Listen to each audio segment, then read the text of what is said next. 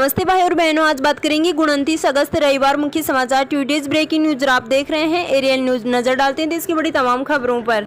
सीकर में शिक्षा मंत्री गोविंद सिंह डोटासरा जयपुर के एसएमएस अस्पताल में भर्ती सीएमएसओ गहलोत के स्वास्थ्य की जानकारी लेने के बाद शिक्षा मंत्री गोविंद सिंह डोटासरा सीकर पहुंच गए। यहां पर उन्होंने खनन इलाके को लेकर जिला स्तरीय बैठक में हिस्सा लिया। शिक्षा मंत्री जिला मिनरल फाउंडेशन ट्रस्ट की गवर्निंग काउंसिलिंग बोर्ड की बैठक में हिस्सा लेने कलेक्ट्रेट पहुंचे। यहां पर सभी विभागों के आए प्रतिनिधियों से खनन इलाकों में मूलभूत विकास के बारे में जानकारी जुटाई। सबसे अधिक मांग सड़कों को लेकर आई। मंत्री ने पीडब्ल्यूडी से सड़कों की हालात सुधारने को कहा। और इसी के साथ कोयले की कमी से राजस्थान में गहराया बिजली संकट। राजस्थान में कोयले की कमी से बिजली का बड़ा संकट गहरा गया है। पाली सिंध और सूरतगढ़ थर्मल प्लांट की सभी यूनिट ठप हो गई हैं। कोयला संकट और बिजली उत्पादन गड़बड़ाने से प्रदेश की ग्रामीण और कस्बाई क्षेत्रों में अघोषित बिजली कटौती शुरू हो गई है। बिजली की किल्लत के हालात इतने भयावह हो गए हैं कि सीलिंग तोड़कर 18 रुपये प्रति यूनिट तक महंगी बिजली खरीदनी पड़ रही है। और इसी के साथ 5 सितंबर से नहीं खुलेंगे प्राइमरी स्कूल। राजस्थान में 5 सितंबर से प्राइमरी स्कूल खोले जाने की अफवाहों पर शिक्षा मंत्री गोविंद सिंह डोटासरा ने अंकुश लगा दिया है। शिक्षा मंत्री ने कहा है कि 5 तारीख से प्राइमरी स्कूल खोलने के मुद्दे पर कोई बात ही नहीं हुई। कुछ स्कूल संचालक सिर्फ बवाल खड़ा करने के लिए इस तरह की अफवाहें फैला रहे हैं, जबकि हकीकत में ऐसी कोई तैयारी नहीं है। दरअसल शुक्रवार को प्रदेश भर के निजी स्कूल संचालक जयपुर में इकट्ठा हुए थे, जहां 11 सूत्री मांगों को लेकर धरना दिया जा रहा था।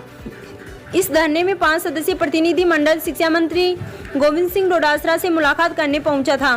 निजी स्कूल संचालक संघ के पदाधिकारियों ने मीडिया में अपनी मांगों पर सहमति की बात कही थी। उन्होंने बताया कि कक्षा 9 से 12वीं तक स्कूल खोलने के बाद 5 सितंबर तक कक्षा 1 से 8 तक भी स्कूल खोल दिए जाएंगे। लेकिन अब शिक्षा मंत्री ने निजी स्कूल संचालकों की मांग को सिरे से खारिज कर दिया है।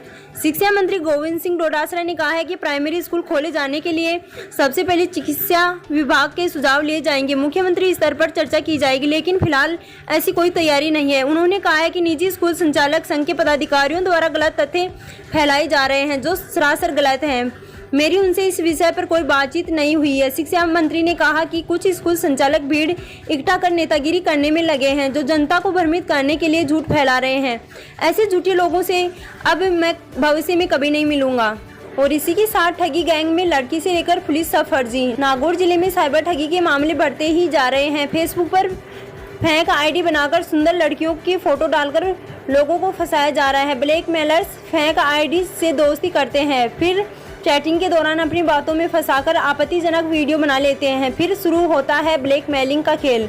अब जिले के प्रवसर में फेसबुक मैसेंजर और व्हाट्सएप के जरिए लड़की बनकर चैटिंग कर अश्लील वीडियो और फोटो भेजकर एक वकील को ब्लैकमेल करने की कोशिश का मामला सामने आया है। हालांकि वकील ठगी के दौरान पूरी तरह से सचेत था। वकील इन ब्लैकमेलर्स गैंग के जाल में नहीं फंसा। अपनी पहचान उजागर नहीं करने की शर्त पर वकील ने इन ठगों के साथ हुए चैट और अपनी पूरी कहानी बताई। और इसी के साथ रेत के घूमते टीलों को रोकेगी बीएसएफ। जैसलमेर बॉर्डर पार से आ रही तेज धूल भरी आंधियों और हवाओं के कारण जैसलमेर बॉर्डर पर बड़े बड़े रेत के धोरे लगातार अपने स्थान बदलते रहते हैं। तेज अंधड़ में कई बार सीमा सुरक्षा बल के तारबंदी उसमें दबकर रह जाती हैं और कई बार तो 0 पॉइंट वाला पिल्लर भी गायब हो जाता है। तेज आंधियां सीमा पर लगी तारबंदी को भी नुकसान पहुंचाती हैं। रोज की बड़ी खबर जानने के लिए चैनल को सब्सक्राइब एवं पास में बेल आइकन बटन दबाना ना भूलें। धन्यवाद।